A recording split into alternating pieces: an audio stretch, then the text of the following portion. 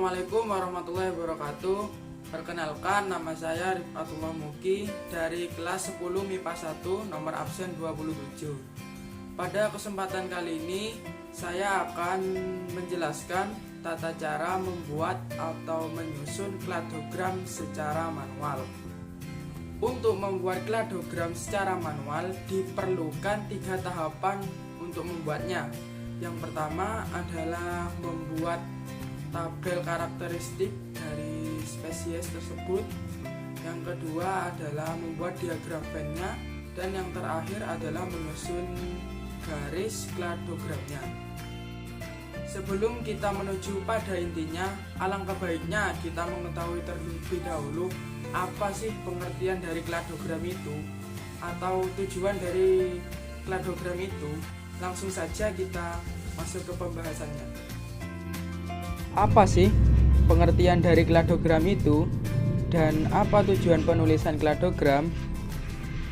Kladogram berasal dari bahasa Yunani yaitu klados yang berarti cabang. Kladogram merupakan diagram percabangan yang mewakili hubungan kekerabatan antar organisme yang dikelompokkan. Kladogram dapat dianggap sebagai pohon evolusi. Dan tujuan dari menuliskan kladogram yaitu menunjukkan hubungan kekerabatan nenek moyang suatu organisme dan membantu mengklasifikasikan makhluk hidup. Bagaimana cara menyusun kladogram secara manual? Yang pertama, kita menyusun deskripsi taksonominya terlebih dahulu dan membuat tabel karakternya. Pada tabel saya menggunakan beberapa spesies atau organisme yang ada di sekitar lingkungan tempat tinggal saya, yaitu ikan, kucing, marmut, dan sapi. Karakteristiknya diantaranya bertulang belakang, vivipar atau melahirkan, herbivora, dan bertanduk. Kemudian beri tanda centang pada masing-masing spesies yang memiliki karakteristik pada tabel tersebut. Untuk organisme yang pertama yaitu ikan, kita amati karakteristiknya. Apakah memiliki tulang belakang? Ya, kita centang saja. Selanjutnya kucing. Apakah memiliki tulang belakang? Bisa saja ya. Begitu pula dengan marmut dan sapi. Untuk karakteristik yang kedua, apakah ikan termasuk hewan vivipar? Tentu saja tidak ya, karena ikan adalah hewan ovipar. Jadi di sini ikan tidak akan saya centang. Selanjutnya untuk kucing dan marmut dan juga sapi termasuk hewan vivipar. Jadi di sini saya akan mencentang ketiganya. Untuk karakter selanjutnya adalah herbivora. Apakah ikan dan kucing termasuk herbivora? Tentu tidak ya, maka kita kosongi saja. Kemudian apakah marmut dan sapi termasuk herbivora? Tentu saja iya, maka dari itu kita centang keduanya.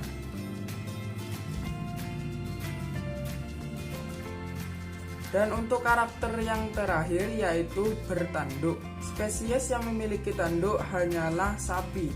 Jadi kita kosongi untuk ikan, kucing, dan juga marmut.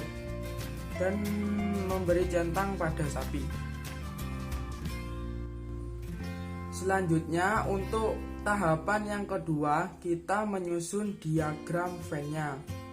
Untuk yang paling luar adalah karakter yang paling banyak dimiliki organisme.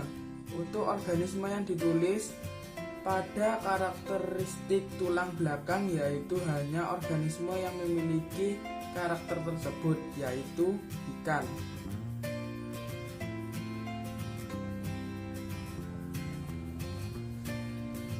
Kenapa tidak kucing, marmut, ataupun sapi? Karena ketiga organisme tersebut memiliki karakteristik yang lebih khusus lagi. Jadi saya hanya menulis ikan saja. Untuk kotak yang kedua adalah karakteristik yang lebih khusus lagi. yaitu vivipar atau melahirkan. Untuk organisme yang ditulis pada ciri-ciri vivipar yaitu kucing.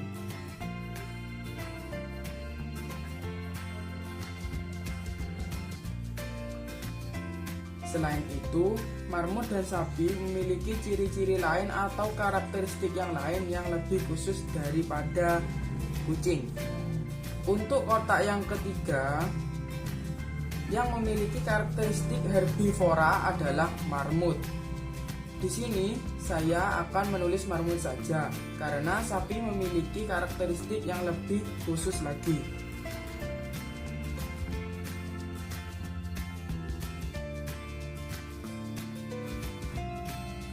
Dan yang terakhir adalah sapi, karena sapi memiliki semua karakteristik yang ada dalam tabel ini seperti bertulang belakang, vivipar, herbivora, dan juga bertanduk.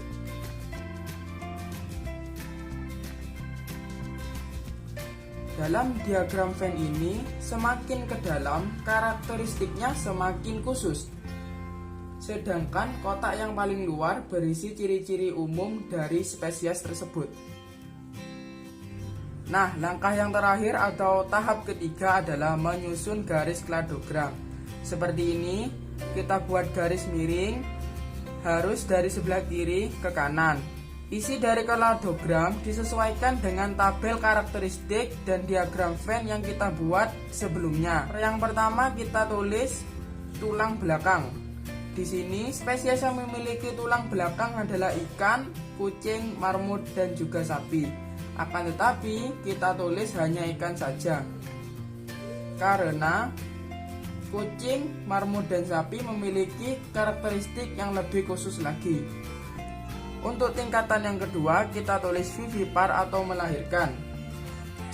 Di sini kita menulis kucing karena kucing memiliki tulang belakang dan berkembang biak secara vivipar.